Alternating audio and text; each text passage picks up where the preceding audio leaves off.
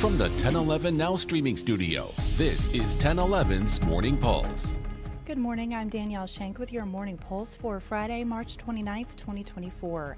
The state senator at the center of a censure hearing was nowhere to be found yesterday. Senator Steve Halloran skipped the hearing, saying he didn't want to validate proceedings he believes violated the rules. That's all according to the Nebraska Examiner. The legislature's executive board mulled a motion to censure Senator Halloran for explicit comments he made during debate. While 3 senators testified, Halloran submitted briefs arguing that a senator should only be called to order if a colleague objects to words spoken during floor debate.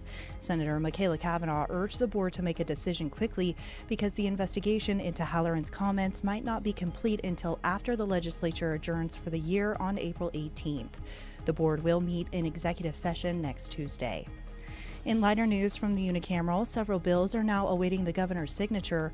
One bill aims to expand Medicaid coverage for at-risk mothers. Another would force the state to create its own registry for vape products instead of relying on the FDA's list. If signed, these bills become law 3 months after the legislature adjourns.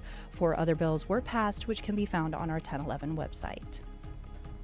A new report from the Nebraska Department of Health and Human Services shows 16 children died due to suicide in 2021.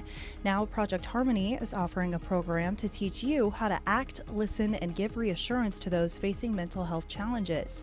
Project Harmony says they're in the early stages of offering mental health first aid courses open to people at least 18 years old. In other news, we're awaiting the results of an autopsy on a woman found lifeless in the driveway of a South Lincoln home on Wednesday. The autopsy was scheduled yesterday, with officers investigating the scene for most of Wednesday night. Details are limited, but we know that the woman was 58 years old. It's unclear if she lived at that home. Stay tuned to 1011 News for any updates. Lastly, former Husker basketball player Sam Griesel's blood drive lives on. In 2021, Sam received a blood transfusion, which inspired him to launch the blood drive last year.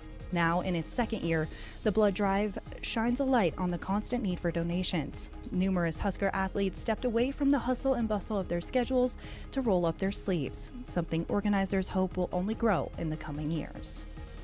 Rounding out your headlines is a check of the 7-day forecast.